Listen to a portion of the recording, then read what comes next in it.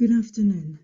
I'm very sorry that we can't all meet up for Lammas, and also that I've not been sitting in the pre-talk waiting area with Dougie and Irenail, but I'm still delighted to be able to tell you about MoLA's recent excavations at Frederick's Place, which took place mainly last summer.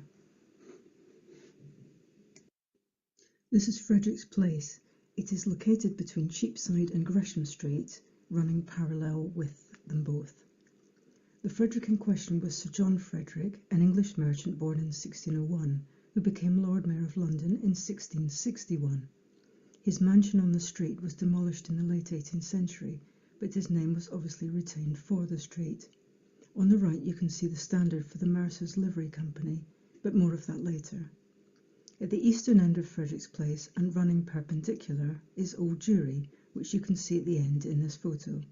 I found a really interesting website called The Shady Old Lady's Guide to London, where I came across the following story.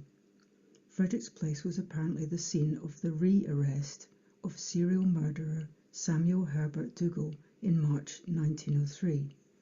Dougal was being escorted from the Bank of England to the headquarters of the City Police at Old Jewry when he escaped on foot and ran into Frederick's Place.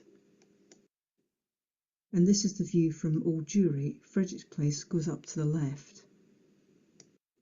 Not realising it was a cul-de-sac, which basically meant the gallows for him. The building which effectively blocked the western end of Frederick's Place and Dougal's escape route was the building where our site was, numbers 4 and 5 Frederick's Place. The archaeological fieldwork took place ahead of the redevelopment of the site for new offices, the site being part of the Worshipful Company of Mercers. It also marks the birthplace of St. Thomas Becket in 1119, and not, as I have said mistakenly a few times, the birthplace of Samuel Becket, which would obviously have changed the history of the site quite significantly. The Mercers Company was incorporated under a royal charter in 1394, and the name Mercer comes from the same word for merchant or merchandise. Past members include Dick Whittington and Sir Winston Churchill. We're hoping to hold a joint exhibition about the site with the Mercers Company in a year or two's time. So what follows now is a preliminary look at the site ahead of post-ex. This shows the view of the site from the top of Mercers Hall, looking north with Ironmonger Lane to the west. The building has obviously now been demolished, so if Samuel Herbert Dougal had been trying to escape now, he'd probably been okay. This is a geological map from the site showing the postulated location and extent of the Walbrook, so you can see just how close we are to it. As you can also see, one of the tributaries was destined to just miss the site, which is actually really reassuring as we didn't find any evidence of the watercourse at all. The foundation of Roman Londinium is thought historically to have centred around modern-day Cornhill, which is only a 10-minute walk from Frederick's Place. One of the issues that can arise in city sites, at least in terms of Roman stratigraphy, is if you have 2nd century buildings built over 1st century pits, as we did. The problem of later buildings over earlier pits is that the buildings eventually sink into the pits. This can create a real challenge, well, presumably at the time, as you're trying to build your buildings, but especially during excavation and also during post-ex, trying to work out which elements of which buildings go together, especially when the site is further complicated by being broken up by the foundation footprints of more recent buildings. In fact, the effects of these early pits can still be seen centuries later too. And here are a couple of photos showing just that with 18th century brick floors, and you can see the slumping pretty clearly. And here too, the effects of having pits earlier in the sequence are pretty clear also from this photo. And this shows quite clearly a Roman structure kind of falling into one of the pits. And this shows some of our 1st century pits, most of which were intercutting. And here's some lovely stuff we actually found in the pits. The following descriptions are courtesy of our fabulous finds expert Michael Marshall. This is a Romano-British bone harness toggle made from a cattle metatarsal, i.e. part of the rear foot. This is a pre-Roman style of fitting used locally in the late Iron Age, but which survived into the Roman period. This is part of a Roman cast ribbed bowl in amber glass. It's a good quality example of a common form, but the colour is slightly more unusual. Given the 1st century date, the bowl was probably imported. This is a Romano-British copper alloy bowl brooch. These are common clothes fasteners, and this particular one is a Colchester derivative type, characteristic of Eastern England. This appears to be an amphora handle with a stamp with the letters POR CPR. An initial identification suggests that the handle could be from a Spanish Dressel 20 form containing olive oil and would have been in use in the 1st century AD. This shows a map of 2nd century Londinium, which hopefully is very familiar to you. You can see our site right in the centre there. This also shows a fairly major road running across the northern edge of our site. The road appears to go from the area of the fort directly to the forum, and we did pick this up, which was absolutely brilliant. And here it is. This photo shows a section through the gravel layers that made up the road. There was even some evidence that this road was reused in the medieval period, but that can be determined better during post-ex. It was actually very helpful to have a big road running through the site, as it meant that the northern end of our area was massively simplified. To be honest, a bit of light relief in terms of time, especially given the uneven and complex nature of the stratigraphy elsewhere. In terms of Roman buildings, we had this very unusual cellar structure, which you can see in the foreground, and in fact my esteemed colleague Mark Birch said it was like nothing he'd ever seen before in 40 years of working in London. In other words, it doesn't look particularly Roman, even though it is. And here's a close-up of one of its walls. In a neighbouring room, there were also some signs of burning and of collapse. You can see the pots in the foreground there. And here's a close-up of those pots that were on the floor. I always think it's sort of extra exciting to come across elements of people's lives in this way that have been, as they have been left. And considering the amount of stuff we find, this kind of in situ scene is actually not that common, I don't think. Other Roman building remains that we found included these stake holes, which would mark the line of a wall. The structural timber with remains of floor in front of it. And this building, which is one of the best surviving layouts we had amongst the more modern building footprints, which, as I said, kind of divided everything up. You can see the beam slots forming a right angle there fairly clearly. And here's a closer photo of the same building. You can also see the post holes clearly here too. Dating from all of the Roman structures we had still needs to be fine-tuned. We also recovered human bones from 1 or possibly 2 infants. Their presence here suggests the possibility for baby burial, perhaps formerly under the threshold of a building, a practice that has produced at least a couple of other examples in London. In Rome, the law of the 12 tables did not apply to children under 4 days old. As a result, they could be buried under the porch of a house facing out towards the courtyard. Not far from that building was this, a barrel well, whose depth had survived for about 3 metres. We also still have to work out the sequence across the site to be sure which structural elements can be phased together. Some other fabulous Roman finds included these blue, glass and turquoise faience melon beads. These rib beads were extremely popular in Roman London during the 1st and 2nd centuries. They were used as personal adornment, but were also used to decorate objects, including military horse harnesses, as seen by finds from Bloomberg and 8 to 10 Moorgate, for example. These are Roman glass stirring rods. The function of these objects is debated, but they are normally assigned a toilet function, with the suggestion that they were used to mix and apply perfumes and unguents. But maybe there's no reason why you couldn't use one to stir a drink too, like a modern cocktail stirrer. These were also 1st to 2nd century in date. This is a lovely Roman bone hairpin, a common and inexpensive form dating from the late 2nd to the 4th century AD. This is a Romano-British copper alloy cosmetic mortar. Bear in mind it still needs cleaning and conservation at this stage. It is 1/2 of a 2-piece set that would be suspended together.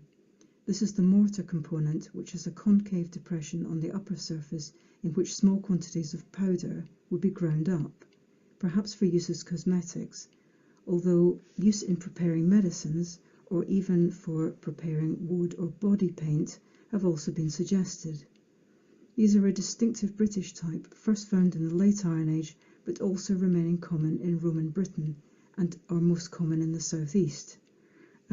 There are not that many found in London at all.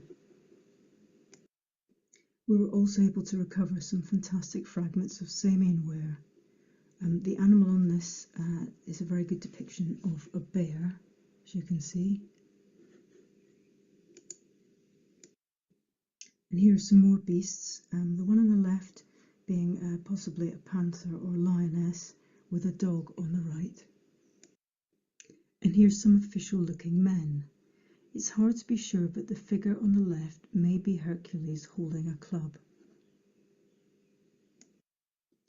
When all the finds are processed, especially the Roman ones, of which we did have the majority were Roman, I'm pretty sure we'll have quite an impressive collection for the Mercer's exhibition. Moving into the medieval period now, and a church dedicated to St Thomas Becket was built at number 6 Frederick's Place in 1228. You can see that on this map from 1270. It says Church of St Thomas. The Mercer's Company adopted the church as a meeting place, and following the dissolution in 1538, the church became the Mercer's Chapel. This map also shows the layout of other buildings across the site, marked as lodgings and conventual buildings, but what we found during the excavation didn't appear to mirror this layout at all, possibly because of redevelopment in this area after the Great Fire of London. This lovely stone-lined medieval cesspit had survived though. Made from ragstone, it was between 2 and 3 metres deep and generally just very impressive.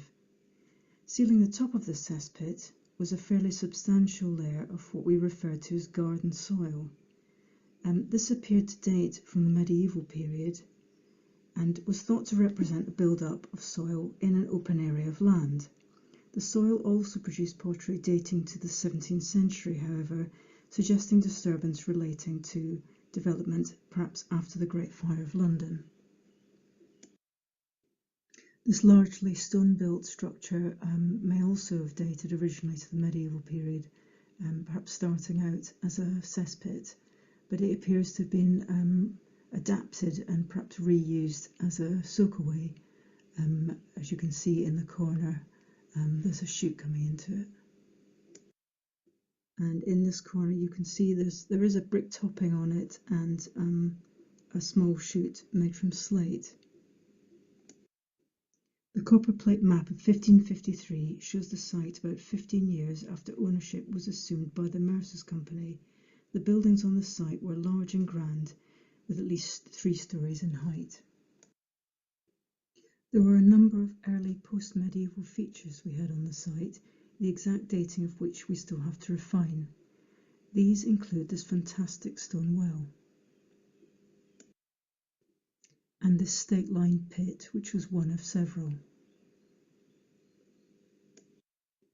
6 months after the Great Fire of London, Sir John Frederick entered into negotiations with the Mercer's Company to obtain leases for both the rebuilding and extension of his property.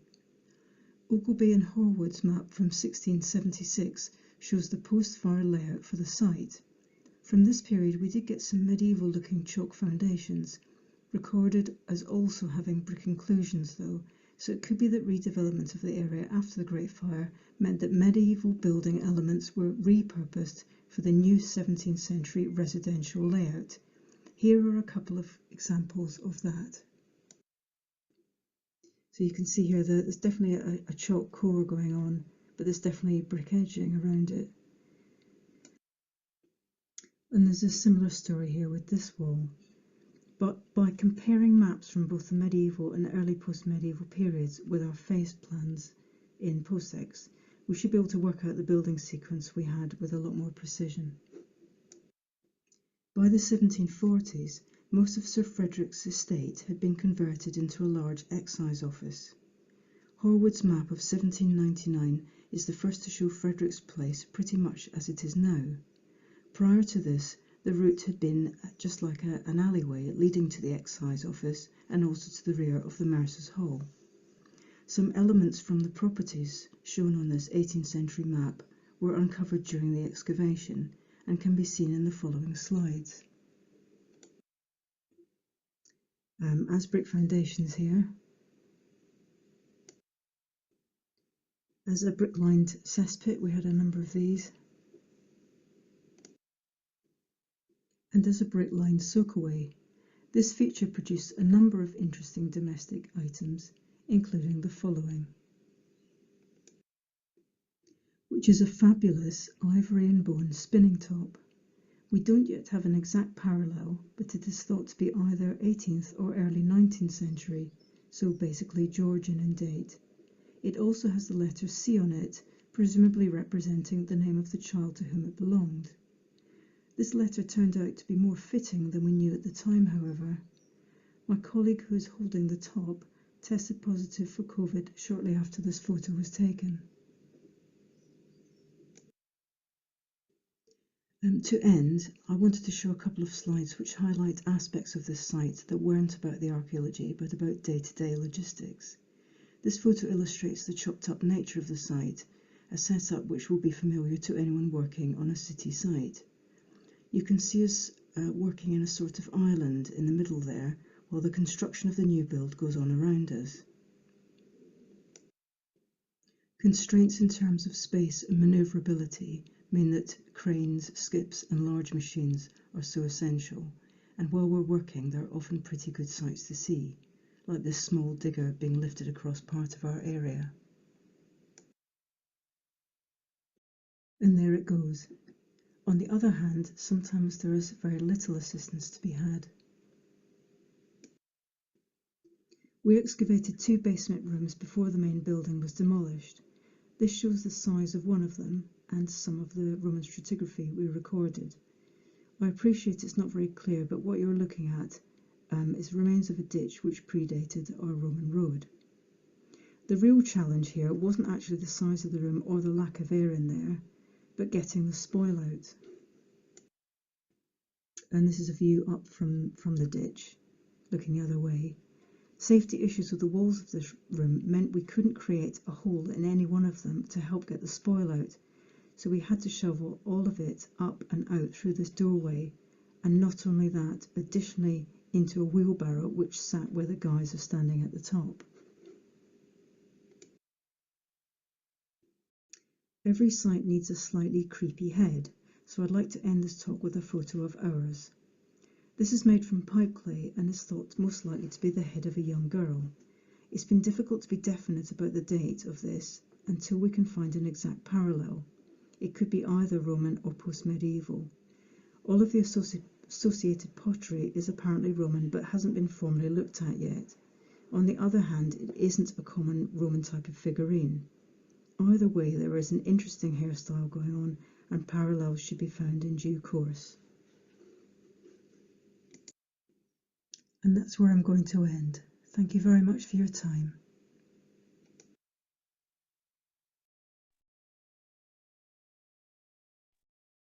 Thanks, Al. That was absolutely fascinating. And again, we're getting a real treasure trove of finds this morning.